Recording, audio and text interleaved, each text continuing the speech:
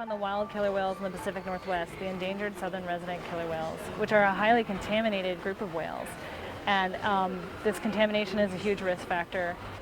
So looking at the transfer of contaminants during the lactation process from the female to her calf, one of the key factors that we're missing is what is the offload from the mom to the calf during lactation. What % of each of the contaminants that we look at are offloaded, and we can't get that through the wild whales. So we're looking at that here in the whales at SeaWorld so that we can actually quantify that % offload and actually populate those models with better data. Having access to animals in which, for this study in particular, the reproductive history is known for sure, and we know what kind of food they're getting, and we can test the food that they're actually eating is really important. We can't really get that in the wild. The reason why this research project is so incredibly important to all of us here at SeaWorld is that because of our relationships with Kalia, and now starting with Amaya, we're able to get the information that we need from her and her calf, transfer this over to the researchers in the wild so that we can ascertain how these toxins are being transferred.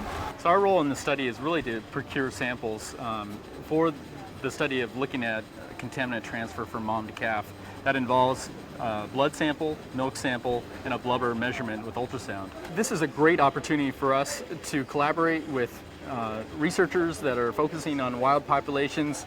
It gives us a sense of purpose to help with these studies because we know we have an effect on our oceans and to what effect we are still learning. And that's the crazy thing is we have so much to learn from our animals, and by having animals in our care, we're able to actually help that effort and actually learn from our animals so that we can actually help wild populations.